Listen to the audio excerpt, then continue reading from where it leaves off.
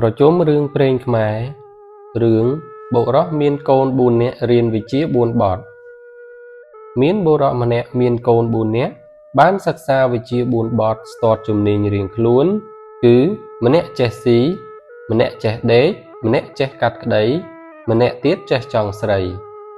ឪពុកក៏យកកូនទាំង4នាក់ទៅថ្វាយស្ដេចក្រាបអំពីវិជ្ជានីមួយៗក្នុងគណៈដែលថ្វាយនោះស្ដេចទ្រង់រក្សាទទួលថ្ងៃមួយស្ដេចទ្រង់ពិសោធន៍បុរសម្នាក់ដែលចេះស៊ីជាមុនឲ្យគេរៀបភោជនាហារជាច្រើនមុខស្ដេចដួសទឹកឆៅមួយក្រចកដាក់ទៅក្នុងចានសម្លមួយហើយទ្រង់ប្រាប់ទៅបុរសនោះថាឲ្យស៊ីភោជនាហារគ្រប់មុខបុរសនោះក៏បរិភោគតាមព្រះរាជបញ្ជាដល់ទៅសម្លមួយមុខដែលស្ដេចបានដាក់ទឹកឆៅមួយក្រចកចូលនោះបុរសនោះមិនបរិភោគស្ដេចសួរបុរសនោះថាហេតុម្ដេចបានជាចៅឯងមិនបរិភោគសម្លនេះបុរសនោះក្រាបទូលថា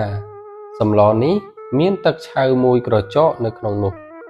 បានជាទូលព្រះបង្គំខ្ញុំមិនទទួលព្រះរាជទានស្ដេចនឹកក្នុងព្រះទ័យថាបុរសនេះចេះវិជ្ជាខាងស៊ីស្ទាត់មែនអំពីនោះទៅស្ដេចទ្រង់ពិសោធន៍បុរសចេះដេកទៀតទ្រង់ឲ្យរៀបទីកន្លែងយ៉ាងស្អាតមានពូកកម្រាលក្រាលពីលើស្ដេចយកសក់មួយសរសៃទៅដាក់ក្រោមកម្រាលពូកនោះដល់ពេលយប់ទ្រង់ហៅបុរសនោះឲ្យទៅដេកបុរសប្រះដេកទៅក្រោកឡើងវិញភ្លាមស្ដេចទ្រង់សួរថាហេតុម្ដេចបានជាដេកហើយក្រោកឡើងវិញបុរសនោះក្រាបទូលថាមានសក់មួយសរសៃនៅក្នុងដំណាក់នោះបានជាទូលព្រះបង្គំខ្ញុំក្រោកស្ដេចទ្រង់នឹកសរសើរក្នុងព្រះទ័យថាបុរសនោះស្ទាត់ខាងវិជ្ជាដេកប្រាកដមែនថ្ងៃមួយមានបុរសម្នាក់ស្លាប់នៅកណ្ដាលវាលគ្មានភិនភាកស្លាកស្នាមអ្វីនៅរូបកាយនោះសោះទ្រង់ស្ដេចបង្គាប់ឲ្យតុលាការមុខក្រសួងស៊ើបសួររកហេតុនោះក៏ពុំឃើញទ្រង់ព្រះវិតកៈក្នុងព្រះរាជហឫទ័យទ្រង់នឹកឃើញបុរសដែលចេះវិជ្ជាខាងផ្លូវតុលាការនោះ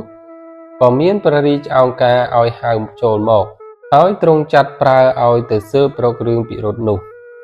បុរសនោះសូមព្រះរាជានុញ្ញាតអំណាច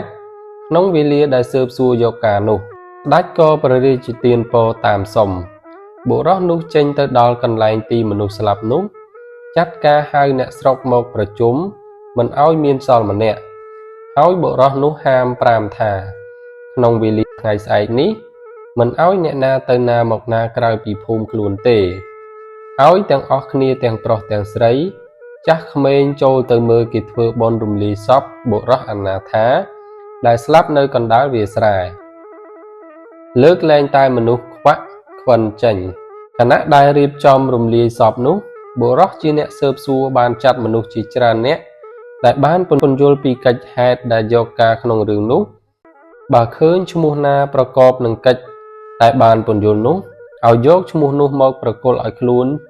ជានាយមួយរំពេចពេលភ្លើងឆេះពេញកម្លាំងមានស្រីក្មេងម្នាក់ស្រក់ទឹកភ្នែកច្រោកបុរសជាអ្នកកយគុណមើលហេតុក៏នាំយកខ្លួននាងនោះទៅប្រគល់ឲ្យនាយខ្លួនបុរសជានាយយកខ្លួននាងទៅស៊ើបសួរដំណើរដែលនាងយំនោះដោយយោបល់ដ៏ល្អិតនាងនោះរកផ្លូវកិច្ចការដោះសារពុំទាន់បានក៏ប្រាប់បុរសនោះតាមត្រង់ថាខ្លួននាងបានសាហាយនឹងបុរសដែលស្លាប់ទើបនឹងបានគ្នាក្នុងយប់ដែលស្លាប់នោះហើយថាដំណើរដែលស្លាប់នោះគ្មានអ្នកណាវាយដំធ្វើបាបអ្វីទេគឺវេលាចូលដំណេកបុរសនោះប្រើនាងឲ្យទៅរកទឹកមកឲ្យផឹកនាងមិនហ៊ានចេញទៅដងទឹកឯក្រៅដោយខ្លាចឪពុកដឹងក៏យកផ្តិលត្រង់ទឹកភ្លៀងដែលហូរធ្លាក់តាមរងស្បូវប្រក់ផ្ទះនោះមកឲ្យផឹកលុះផឹកហើយក៏បណ្ដាលឲ្យមរណៈក្នុងខណៈនោះទៅបុរសដែលជាអ្នកស៊ើបសួរក៏យល់ច្បាស់ក្នុងចិត្តថានាងនេះមិនមានសន្តានចិត្តជាទុច្ចរិតនឹងបុរសដែលស្លាប់នោះទេព្រោះទើបស្រឡាញ់គ្នាបានជួបគ្នាក្នុងខណៈនេះការនេះប្រកាសជាមានសត្វអសេរពឹសអ្វីនៅលើដំបូលផ្ទះនោះបានជាបណ្ដាលឲ្យបុរសនោះស្លាប់ទើបបុរសជានាយចាត់ឲ្យទៅមើលលើដំបូលផ្ទះនោះឃើញពស់នាគក្រីកមួយនៅចំពីលើល្វែងដែលនាងនោះដេក បុរសជានាយក៏ឲ្យវាយពុះនិករាជនោះយកមកថ្វាយស្ដេចក្រាបទូលតាមដំណើរហើយដោះលែងនាងនោះទៅដោយវិនិច្ឆ័យថាហេតុដែលបណ្ដាលឲ្យបុរសនោះស្លាប់មកអំពីផឹកទឹកភ្លៀងលាយដោយពឹសពួកនិករាជដែលនាងនោះត្រង់មកឲ្យផឹកដោយឥតចេតនាស្ដេចក៏ទ្រង់សរសើរថាបុរសជានាយចេះស្ទាត់ក្នុងការស៊ើបសួរខាងផ្លូវតុលាការមែនថ្ងៃមួយក្រោយមកមានសេដ្ឋីម្នាក់ស្លាប់សេដ្ឋីនោះមានប្រពន្ធក្មេងល្អនាងនោះបដិញ្ញាថាមិនយកប្តីទៀតទេដំណឹងនោះជ្រាបដល់ស្ដេចទ្រង់ឲ្យនិមឺនសពមុខមន្ត្រីទៅចង់នាងមេម៉ាយជាប្រពន្ធខ្មោចសេដ្ឋីនោះនិមឺនទាំងអស់ទៅចង់មិនបានស្ដេចទ្រង់គិតថានាងនេះប្រហែលជាមិនយកប្តីដោយដំណឹងដែលទ្រង់ជ្រាបនោះមែនតែទ្រង់គិតក្នុងព្រះរាជហឫទ័យថានាមឺនសពមុខមន្ត្រីទាំងនោះប្រហែលជាមិនពេញសេចក្តីប្រាថ្នានាងមេម៉ាយទេបើអង្គអញប្រហែលជានាងនេះព្រមក៏ទ្រង់យាងទៅផ្ទះមេម៉ាយនោះហើយទ្រង់ឲ្យប្រាប់នាងថាល្ងាចនេះទ្រង់នឹងមកផ្ទុំនឹងនាងឲ្យនាងរៀបចំទីកន្លែងចាំទទួលនាងមេម៉ាយក៏ទទួលព្រះរាជឱកាសពេលល្ងាចនាងរៀបក្រឡាព្រះបន្ទុំហើយតែងស្រីបម្រើម្នាក់ដែលមានកើតស្រែងនៅខ្លួនរចនាដោយគ្រឿងប្រដាប់សម្រាប់តាក់តែងរូបកាយស្រីគឺគ្រឿងមាសពេជ្រនិងគ្រឿងក្រអូបគ្រប់ប្រដាប់ហើយឲ្យនាងនោះចូលទៅក្នុងទីក្រឡាព្រះបន្ទុំដែលរៀបចំទទួលស្ដេចតាមព្រះរាជឱកាសស្ដេចយាងមកដោយទ្រង់មិនបានគិតពិនិត្យសពគ្រប់ទ្រង់ក៏យល់ថាទីនេះជាទីសម្រាប់នាងមេម៉ាយមែនបានជាមនុស្សទាំងឡាយមិនហ៊ានមកនៅទីនេះទ្រង់ក៏ដាក់ព្រះអង្គគង់អែបដោយសម្គាល់ថានាងមេម៉ាយទ្រង់ផ្ទុំជាមួយនាងនោះរួចហើយទ្រង់កំណត់ព្រះចិន្តាថាអញមកចង់នាងនេះបានហើយដើម្បីឲ្យបានជាផុសតាងដល់ភ្នែកអ្នកផងទាំងពួងស្ដេចក៏ទ្រង់ខំថ្ពាល់នាងនោះជាសម្គាល់រួចទ្រង់យាងមកព្រះបរមរាជវាំងវិញទ្រង់មានព្រះរាជឱកាសផ្ដាំថាព្រឹកស្អែកនេះឲ្យនាងចូលទៅគាល់ស្ដេចកុំខានទ្រង់យាងទៅដល់ព្រះបរមរាជវាំងទ្រង់ក៏មានព្រះរាជឱកាសប្រាប់អស់និមឺនសពមុខមន្ត្រីថាព្រះអង្គយាងទៅចង់នាងនោះបានមានទាំងសម្គាល់ស្នាមព្រះទ័ននៅលើថ្ពាល់នាងនោះផងហើយទ្រង់បានប្រាប់ឲ្យចូលមកគាល់ក្នុងវេលាព្រឹកនេះផងឲ្យនាមឺនសពមុខមន្ត្រីទាំងអស់ចាំមើលដល់នាងមេម៉ាយចូលមកគាល់យកទាំងស្រីបម្រើដែលតាក់តែងកាយទទួលស្ដេចពីយប់នោះមកជាមួយផងលុះចូលមកគាល់ក៏អង្គុយតាមមុខក្រោយនាងមេម៉ាយអង្គុយមុខស្រីបម្រើអង្គុយក្រោយស្ដេចឲ្យនាងមើលទៅពិនិត្យមើលនៅកន្លែងសម្គាល់ដែលទ្រង់បានប្រាប់នោះហើយលុះភ្នាក់ងារដែលទទួលព្រះរាជឱកាសទៅពិនិត្យត្រឡប់មកក្រាបទូលស្ដេចវិញថានាងអង្គុយក្រោយមានស្នាមនៅថ្ពាល់ជាសម្គាល់ដោយធ្មេញឯនាងមេម៉ាយគ្មានស្នាមអ្វីជាសម្គាល់ទេស្ដេចក៏ទ្រង់តូចព្រះរាជហឫទ័យដោយសេចក្តីមិនបានពិនិត្យជាមុនក៏ព្រះអង្គទ្រង់ចិន្តាត្រេះរិះទៅឃើញថានាងនេះជាស្រីមានប្រាជ្ញានឹងរកអ្នកណាទៅចង់នាងពុំបានទ្រង់នឹកដល់បុរសដែលជាអ្នកស្ទាត់វិជ្ជាខាងចង់ស្រីក៏មានព្រះរាជឱកាសឲ្យចូលទៅគាល់ស្ដេចក៏មានព្រះរាជឱកាសសួរទៅបុរសនោះថាឯងទៅចង់នាងមេម៉ាយជាប្រពន្ធខ្មោចសេដ្ឋីបានឬទេបើបងឯងត្រូវការវត្ថុអ្វីយើងឲ្យឯងទាំងអស់បុរសនោះក្រាបទូលទទួលតាមបន្ទាល់ដោយមិនបាច់យកវត្ថុជាឧត្តមទៅទេសុំតែសម្ពុតផាដិបសចាស់យកទៅស្លៀកពាក់ហើយនឹងឆ្អឹងគោមួយថោវិចខ្ចប់ជាប់នឹងខ្លួនប៉ុណ្ណោះបានហើយ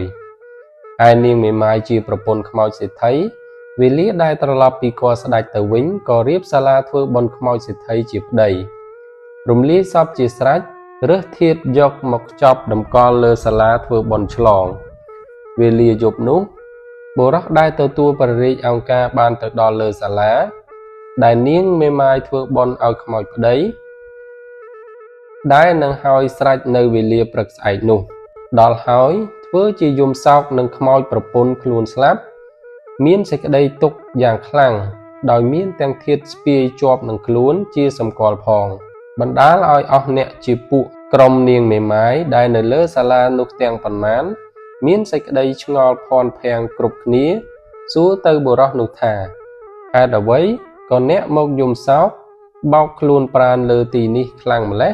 បុរសនោះប្រាប់ទៅអ្នករក្សាសាលានោះថាខ្ញុំឃើញគេធ្វើបន់ខ្មោចលោកសេដ្ឋីនោះខ្ញុំនឹកដល់ខ្មោចប្រពន្ធខ្ញុំដែលស្លាប់ជាយូរហើយនោះភ្លាមក៏បណ្ដាលឲ្យខ្ញុំសង្វេគនឹងទុក្ខវេទនានឹងការព្រាត់ប្រាសជាថ្មីមួយជាន់ទៀតតាំងពីប្រពន្ធស្លាប់ទៅខ្លួនខ្ញុំលះបង់ការងារចោលអស់ស្ពាយតែធាតុប្រពន្ធដើរដោយសេចក្តីអាឡោះអាល័យហើយបុរសនោះសុំអ្នកចាំសាលាស្នាក់នៅមួយយប់បុរសដែលចាំសាលាមិនហ៊ានសម្រេចដោយខ្លួនឯងក៏យកសេចក្តីនោះទៅជម្រាបនាងមេម៉ាយជាចៅហ្វាយតាមដំណើរដែលបុរសនោះអត្ថាធិប្បាយអំពីសេចក្តីកំសត់របស់ខ្លួនហើយសុំសាលាស្នាក់នាងមេម៉ាយមានចិត្តអាណិតដល់បុរសកំសត់ដែលមានទុក្ខព្រាត់ប្រាសប្រពន្ធនោះក៏យល់ព្រមឲ្យស្នាក់នៅហើយបង្គាប់ទៅមនុស្សបម្រើឲ្យរៀបអាហារភោជនឲ្យទានបុរសនោះផងលុះយប់នាងមេម៉ាយទៅស្ដាប់ធម៌ទេសនាឆ្លងខ្មោចប្តីនាងនៅលើសាលាដែលតម្កល់ធាតុនៅនោះឯបុរសចុងស្រីក៏សំងំធ្វើជាដេកលក់ទៅនាងមេម៉ាយនោះស្ដាប់ធម៌ទេសនាចប់ត្រឡប់មកផ្ទះវិញបុរសជាអ្នកចង់ស្រីឃើញឱកាសស្ងាត់ល្អក៏លួចយកធាតុប្រពន្ធខ្លួនទៅដាក់ប្របធាតុសេដ្ឋីជាប្តីនាងមេម៉ាយលុះដល់ព្រឹកឡើងនាងមេម៉ាយចូលដល់សាលាបុរសនោះក៏ស្រែកយំយ៉ាងខ្លាំងថាអ្នកណាលួចធាតុប្រពន្ធខ្ញុំបាត់នាងមេម៉ាយឆ្ងល់ក៏សួរបុរសនោះថាហេតុអ្វីក៏អ្នកឯងយំខ្លាំងម្ល៉េះបុរសនោះប្រាប់ទៅនាងមេម៉ាយវិញថាអ្នកឯណាលួចធាតុប្រពន្ធខ្ញុំទៅបាត់ហើយចោទប្រកាន់ទៅលើរូបនាងមេម៉ាយថាខ្មោចប្តីនាងមេម៉ាយលួចធាតុប្រពន្ធទៅនាងមេម៉ាយមានសេចក្តីអន់ចិត្តនឹងបុរសចោទប្រកាន់ខ្មោចប្តីថាលួចធាតុប្រពន្ធដូច្នោះក៏នាំបុរសនោះឲ្យទៅមើលឃើញនៅចិត្តគ្នាមែនបុរសក៏ចោទប្រកាន់ចំពោះខ្លួននាងមេម៉ាយថាប្តីនាងយកប្រពន្ធគាត់ទៅធ្វើប្រពន្ធខ្លួនហើយលុះតែនាងព្រមទទួលធ្វើជាប្រពន្ធគាត់វិញទើបព្រមសុខចិត្តសេចក្តីចោទចំពោះខ្លួននាងមេម៉ាយនោះជាដំណំច្រើនខណាស់ដោយឧបាយយ៉ាងល្អិតនាងមេម៉ាយរកផ្លូវដោះសារគ្មានក៏ចាញ់កលនោះជាទម្ងន់ថែមទាំងមានសេចក្តីអន់ចិត្តខ្មោចប្តីខ្លួនដែលស្លាប់នោះថាជាមនុស្សគ្មានចិត្តសប្បុរសចំពោះប្រពន្ធបន្តិចបន្តួចសោះគ្នាកំពុងកើតទុក្ខនឹងខ្លួន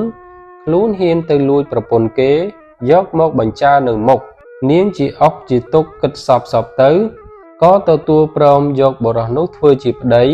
ជាសេចក្តីផ្កើនតបឲ្យទល់ពុតទៅនឹងខ្មោចប្តីខ្លួនវិញដែលហ៊ានខូចលួចប្រពន្ធបុរសនោះចំណែកបុរសនោះដល់បាននាងមេម៉ាយជាប្រពន្ធ 3-4 ថ្ងៃ